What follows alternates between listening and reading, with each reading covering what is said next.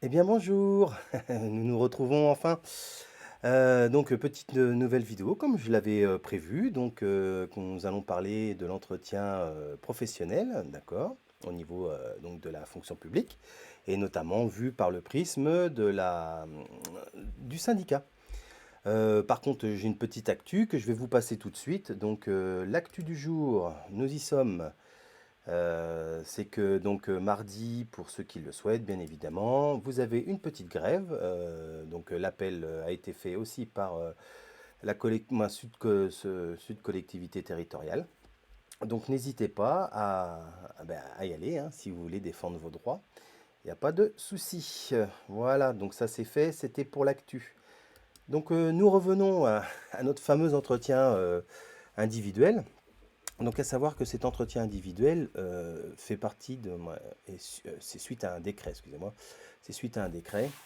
Donc c'est le fameux décret 2014-1526, qui est une obligation d'entretien professionnel pour les titulaires de la fonction publique. Donc nous pour la territoriale aussi forcément. Et de plus, nous avons une petite subtilité qui est arrivée en 2016, où du coup tout contractuel de plus d'un an, avec des contrats de plus d'un an, doivent faire aussi un fameux entretien individuel. Alors nous, ce qui nous intéresse dans cette histoire, c'est de vous donner les clés pour pas vous faire piéger sur ces entretiens, parce qu'il faut savoir quand même que de plus en plus, ils vont compter pour tout ce qui est promotion, d'accord, ou mobilité. L'entretien, c'est pas au hasard, hein, dans le décret, il est bien noté qu'il doit être fait dans un endroit calme, hein, il doit durer aux environs des 30 minutes, voire un petit peu plus, et suivre un compte rendu. C'est-à-dire que vous avez déjà un petit compte-rendu qui a été fait, par exemple, de l'année dernière, et donc à partir de ce moment-là, excusez-moi, il faudra suivre ce compte-rendu qui sera une espèce de trame tout au long de cet entretien. À savoir que, comme on dit chez nous, un entretien c'est bien, mais il ne faut pas se mettre une balle dans le pied avec cet entretien-là.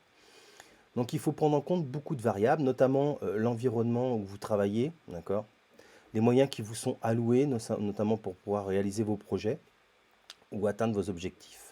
Est-ce qu'il y a de la formation? Hein, la formation, c'est important. Ça vous permet aussi d'augmenter vos fameuses compétences. On y reviendra plus tard. Et puis ensuite, les relations professionnelles, que ce soit envers l'usager, pour ceux qui sont en contact avec l'usager, ou envers ses collègues quand on est dans un service où on n'est pas en contact avec les usagers. Alors, votre valeur.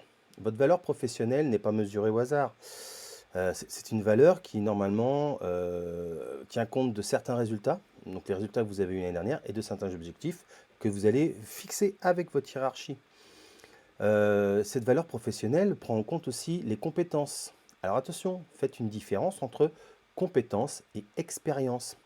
Hein, la compétence, c'est ce que vous allez acquérir en faisant des formations. Voilà, vous allez obtenir des choses. Que l'expérience, c'est ce que vous faites tout au long de votre vie professionnelle. Hein, ça s'appelle de l'expérience. Donc mélangeons pas les deux. Si vous n'avez pas eu de formation au niveau des compétences, c'est un peu compliqué de les augmenter. D'accord? Ensuite, on va mesurer aussi dans votre valeur professionnelle donc le relationnel avec les collègues, mais le relationnel, comme je disais, aussi avec les usagers, si vous êtes avec les usagers, et l'encadrement, si toutefois vous encadrez des gens. Si vous encadrez personne, ben ce critère-là n'est pas à prendre en compte. D'accord? Durant votre entretien professionnel, vous allez aussi pouvoir poser des perspectives. Donc, fixer des objectifs qui sont donc réalisables. Hein, on va pas repeindre l'Arc de Triomphe ou le réemballer pour ceux qui suivent l'actualité.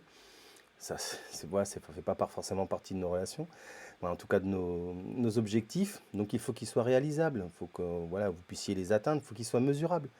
Si vous avez un doute sur ce qu'on vous met comme entretien, comme objectif, si c'est par exemple vous les mettez, vous n'êtes pas très sûr, bah, demandez toujours à votre hiérarchique bah, de faire une grille de mesure. Voilà. Et donc dans cette grille de mesure, il y aura des critères et à partir de ces critères-là, voilà, vous saurez si vous êtes au point ou pas au point. Ensuite, ces fameux objectifs, il faut qu'ils soient donc individuels ou collectifs. Souvent le collectif, ça dépend des services, mais les collectifs, c'est des choses assez simples sur lesquelles il faut voilà, réussir à atteindre la cible. Par contre, l'individuel, là, c'est vous qui les posez, qui dites, bon ben voilà, moi j'aimerais bien, dans mes perspectives, avoir telle formation, peut-être professionnalisante ou pas. Et puis donc aller peut-être vers de la mobilité pour pouvoir prendre en charge des gens. Voilà. Bon. Ensuite, il faut que ça soit clair, il faut que ça soit clairement exprimé, parce qu'on a vite fait de partir des fois dans des grandes phrases, et souvent les mots simples et les mots courts, les mots de tous les jours sont voilà, sont les meilleurs. Donc que des mots, des choses bien claires, bien expliquées, pour que voilà, il n'y ait il y ait pas de dérapage l'entretien de l'année prochaine. Ouais. Et bien sûr, il faut que tout ça, ça soit lié à des moyens. Parce que si on ne vous donne pas les moyens de réaliser vos objectifs, ça va être un peu compliqué. Vous allez me taper 10 pages d'ordinateur, vous n'avez pas d'ordinateur, voilà. C'est un exemple tout bête, mais voilà, ou un ordinateur qui marche pas très bien. Bon, je prends cet exemple-là, mais ça peut être autre chose, hein. Vous devez faire, vous êtes éducateur sportif, vous devez faire du foot, on ne vous donne pas de ballon. Ça va être compliqué de faire du foot. Ok? Et puis après, on peut en mesurer l'efficacité, mais ça fait partie un petit peu de la chose mesurable. Vous avez un besoin de formation? Bah, n'hésitez pas, allez voir vos syndicats déjà, hein. Ils peuvent vous proposer certaines formations qui sont souvent un petit peu en rapport avec celles que vous pourrez trouver sur la CNFPT, hein. Voilà, donc n'hésitez pas, le CNFPT, donc vous avez quand même un système assez simple maintenant pour vous inscrire. Et au niveau des formations syndicales, eh ben, rapprochez-vous de votre délégué. Donc chez nous, voilà, en Sarthe, vous allez directement au syndicat Sud sur le site et vous laissez un petit message. Hein, c'est sudct72.fr. Donc vous laissez un petit message et nous on vous enverra les formations qu'il y a dans les mois qui viennent. Donc sachant que le Sud a un organisme de formation, hein, qui est donc accrédité par entre guillemets la fonction publique territoriale, d'État même, d'État, oui, carrément. Donc c'est le CEFI, hein. Avec le CEFI, voilà, vous pouvez vous former. Bon, ça passe tellement vite le temps. Voilà, je termine avec le principe que l'appréciation qui doit être générale, l'appréciation générale que va inscrire votre hiérarchique, doit être bien écrite, claire pour vous, compréhensible, de telle manière à ce qu'il n'y ait pas d'ambiguïté le jour où vous demanderez ben, soit une promotion ou soit une mobilité.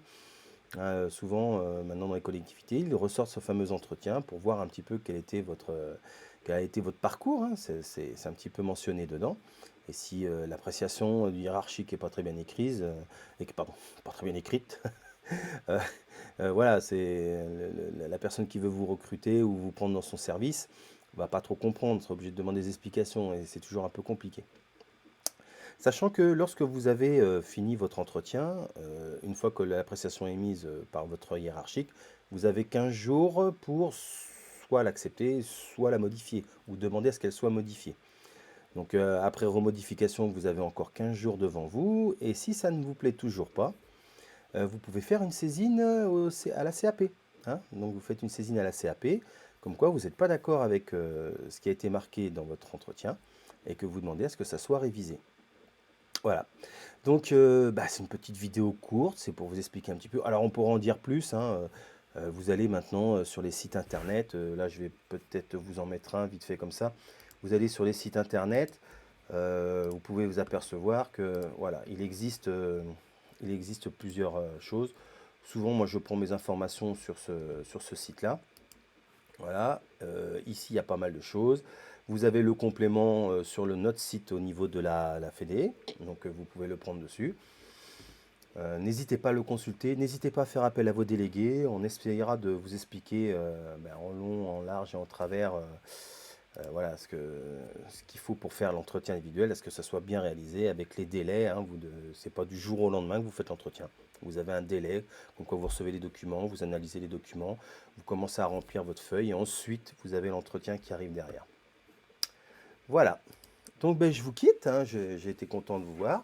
Alors n'hésitez pas, si la vidéo vous a plu, un petit pouce en l'air. Si vous avez des commentaires, n'hésitez pas, vous les mettez dans la description. On les lira, on essaiera d'y répondre.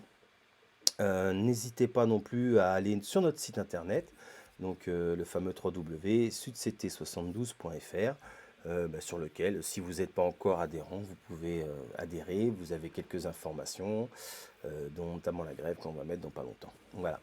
Je vous quitte et puis je vous dis à une prochaine vidéo. J'espère vous revoir.